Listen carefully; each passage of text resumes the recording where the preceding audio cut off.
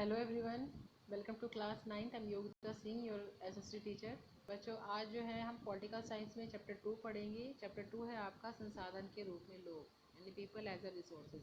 जैसे कि आपने 8th क्लास में रिसोर्सेज के बारे में पढ़ा, आपने इसमें जो है नेचुरल रिसोर्स यानी प्राकृतिक संसाधन, मानव निर्मित संसाधन और मानव संसाधन पढ़ा था, है ना। 3 टाइप के हमने संसाधन पढ़े हैं। तो आज हम इसमें जो मानव संसाधन है, आज हम उसी के बारे में पढ़ेंगे कि मानव जो है एक संसाधन में, एक संसाधन के रूप में कैसे बनता है, कैसे लोग जो मानव है वो संसाधन बन जाता है, क्या उसमें इन्वेस्टमेंट करते हैं तब जाके जो है मानव एक संसाधन के रूप में कार्य करता है।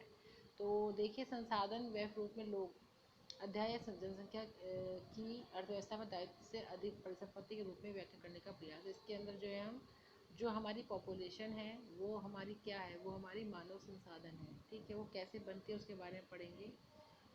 इसमें पहले जो मुख्य बिंदु है उस पर ध्यान देंगे। बेरोजगारी क्या है? बेरोजगारी उसमें विद्यमान कही जाती है जब प्रचलित मजदूरी के दर पर काम करने के इच्छुक लोग रोजगार नहीं कर पाते हैं। ठीक है, तो जब मान ली कुछ मजदूरी पर जो है काम करने के लोग तैयार होते हैं लेकिन नहीं कर पाते, उसे बेरोजगारी बोलते हैं। आर्थिक क्या है?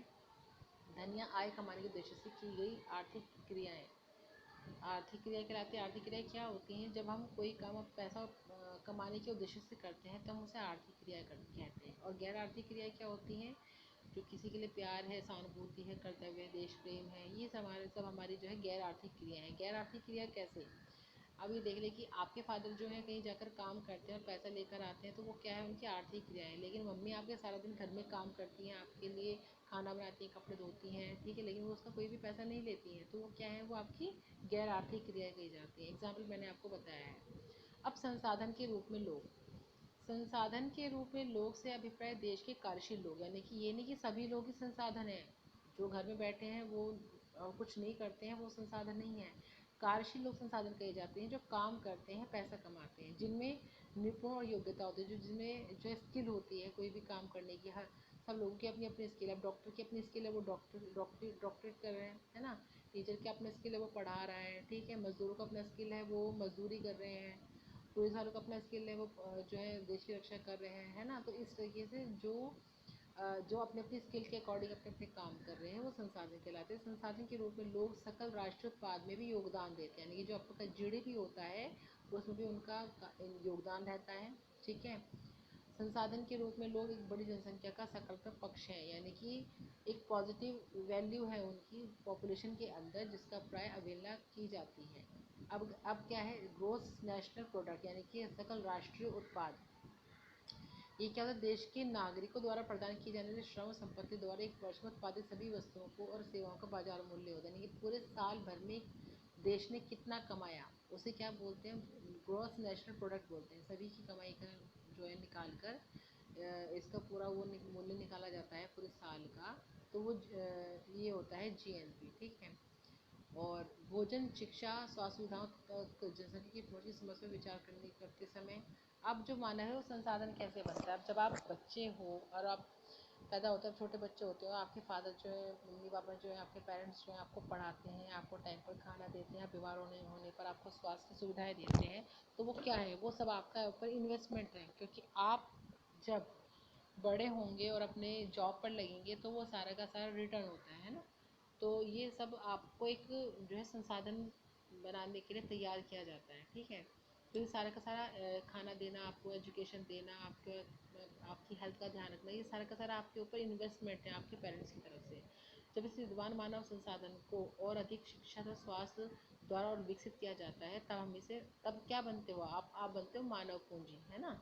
जब आपके ऊपर सारे इन्वेस्टमेंट होते हैं, बड़े होते हैं, और आप कोई डॉक्टर बनता है, कोई इंजीनियर बनता है, कोई पुलिसमैन बनता है ना, कोई कुछ और काम करता है, कोई बिजनेसमैन बनता है, तो ये आप एक मानव पूंजी बन जाते हैं, जो भौतिक पूंजी निर्माण की ही भांति देश की उत्पादक शक्ति में वृद्धि करता है।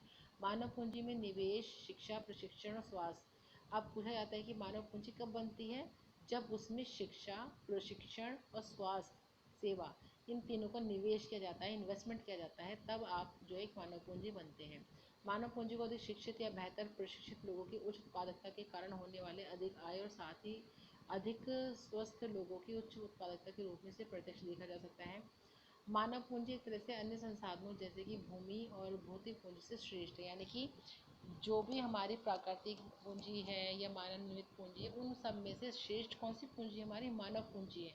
क्यों है मानव पूंजी श्रेष्ठ? क्योंकि मानव संसाधन भूमि और पूंजी का उपयोग करते हैं, यानी कि अगर मानव संसाधन नहीं रहेगा तो जितने भी हमारी रिसोर्सेज हैं, जितने भी हमारे संसाधन हैं, उनका इस्तेमाल नहीं हो सकता।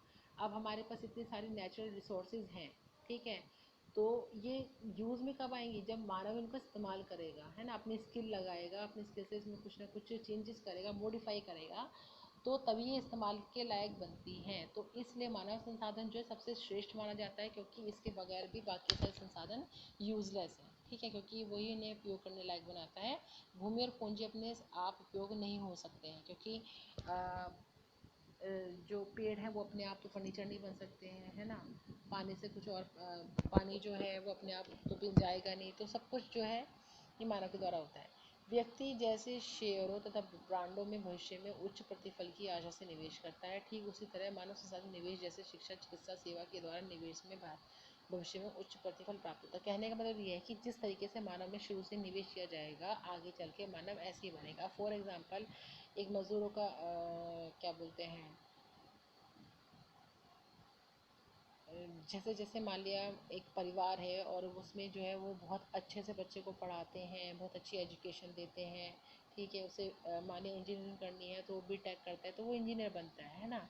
कोई एक परिवार है वो अपने बच्चे को डॉक्टर बनाना चाहता है, वो वैसे ही उसके ऊपर इन्वेस्टमेंट करता है, वैसे उसकी पढ़ाई करवाता है, तो वो जाके डॉक्टर बनता है। तो जिस तरीके से आप उस बच्चे में निवेश करेंगे तो वैसे ही बच्चा जो है जाकर आगे बनता है। जापान जैसे देश के पास कोई प्राकृतिक संसाधन नहीं था, कोई वहाँ पे नेचुरल रिसोर्स की बहुत कमी है, लेकिन वहाँ का जो मानव संसाधन है वो बहुत ही मजबूत है, क्योंकि वहाँ पर जो है वहाँ के देश ने जो है मानव संसाधन बहुत ज़्यादा निवेश किया है। जापान ने शिक्षा स्वास्थ्य पर भरपूर निवेश किया है, जिससे लोगों में बहुत ज़्यादा क्वालिटी पाई जाती है, ठीक है, और प्रौद्योगिकी का वहाँ पर विकास भी, टेक्नोलॉजी, नई नई टेक्नोलॉजी का विकास भी हुआ है। ऐतिहासिक और सांस्कृतिक कारणों से परिवार में महिला और पुरुषों के बीच श्रम का विभाजन होता है। आमतौर पर महिलाएं घर के काम करती हैं और पुरुष खेतों में काम करते हैं। जैसे अगर हम इतिहास संस्कृति के बारे में हम शुरू से अगर हम देखें हमारी हिस्ट्री, तो हमने देखा है कि जो महिलाएं हैं वो उनके और पुरुषों के बीच में श्रम विभाजन है, लेकिन आज ऐसा देखने को नहीं मिलता। पहले क्या होता था, महिलाएं घर का काम करती थी और पुरुष जो है घर के बाहर का काम करते थे, लेकिन आज बिल्कुल इसका उल्टा है। आज औरतें घर के साथ साथ बाहर का भी काम करती हैं, ठीक है, और पुरुषों के साथ में कंधे से कंधा मिलाकर जो है बाहर के काम करती हैं। श्रम बाजार में किसी व्यक्ति की आय उनकी शिक्षा और कौशल के आधार पर निर्धारित की जाती है, यानी कि जितने भी लोग काम करने वाले हैं तो सबकी इनकम जो है अलग अलग होती है, क्योंकि वो एक मजदूरी कर रहा है तो उसकी आय अलग है ना, डॉक्टर डॉक्टरी कर रहा है तो उसकी आय अलग है, इंजीनियर की आय अलग है ना, बिजनेसमैन की अपनी इनकम अलग है। तो सब अपनी शिक्षा और कौशल के बेस पर जो है अपने अपने इनकम लेते हैं। शिक्षा व्यक्ति के उपलब्ध आर्थिक अवसरों के बेहतर उपयोग में सहायता करती है। शिक्षा और कौशल बाजार में किसी भी व्यक्ति की आय प्रमुख निर्धारक है। पुरुषों की अपेक्षा महिलाओं को कम पारिश्रमिक दिया जाता है। ये देखने को मिलता है कि अगर एक जगह पर पुरुष और महिलाएं काम कर रही हैं तो वहाँ पर पुरुषों की अपेक्षा महिलाओं को कम वेतन दिया जाता है। श्रम बाजार के दो क्षेत्रक हैं। श्रम बाजार के दो क्षेत्रक होते हैं, एक होता है संगठित और एक होता है असंगठित। संगठित क्षेत्रक होता है जो गवर्नमेंट क्षेत्रक होता है, जहाँ पर फिक्स सैलरी होती है, छुट्टियाँ भी मिलती हैं उनको, है ना, और जो और सारी जो उनको प्रॉफिट है वो भी सारा मिलता है, ठीक है, काम के घंटे उनके लिमिट होते हैं। लेकिन जो असंगठित क्षेत्रक होते हैं ना तो उनके काम के घंटे लिमिटेड होते हैं, छुट्टियां अगर वो ले ले तो उनकी सैलरी काट दी जाती है, सैलरीज भी कम होती है, फिक्स नहीं होती है, और इनकी जो जॉब होती है वो सुरक्षित नहीं होती है। अगर आज वो जॉब पे कल को उनको हटा सकते हैं। तो ऐसे क्षेत्र कौन से होते हैं? असंगठित क्षेत्र होते हैं, यानी प्राइवेट सेक्टर होते हैं, और संगठित जो होते हैं वो गवर्नमेंट सेक्टर होते हैं। अधिकतर महिलाएं असंगठित क्षेत्र में काम करती हैं, जहाँ नौकरी की सुरक्षा नहीं होती है तथा कानूनी सुरक्षा का अभाव होता है। अनियमित रोजगार और निम्न आय इस क्षेत्र की विशेषताएं हैं। किसकी हैं ये असंगठित क्षेत्र की विशेषताएं हैं। इस क्षेत्र में प्रसूति अवकाश, डिलीवरी अवकाश, शिशु देखभाल और अन्य सामाजिक सुरक्षा तंत्र जैसी सुविधाएं भी नहीं मिलती हैं, और ये सारी सुविधाएं कहाँ मिलती हैं? हमें संगठित क्षेत्र में मिलती हैं। संगठित क्षेत्र में शिक्षण और चिकित्सा उन्हें सबसे अधिक आकर्षित करती है, यानी कि जितने भी संगठित क्षेत्र के होते हैं वो हर टाइप की जो है इन्हें छुट्टियाँ देते हैं, इन्हें लीव मिलती है, और उसमें सैलरी भी इनकी नहीं कटती है। तो बच्चों ये मेन टॉपिक जो है मैंने आपको चैप्टर के बता दिए, तो पहले आप अपने बुक को बहुत अच्छे से रीड करेंगे, उसके बाद वीडियो को बहुत ध्यान से देखेंगे और इसको अच्छे से समझेंगे। Thank you, have nice day.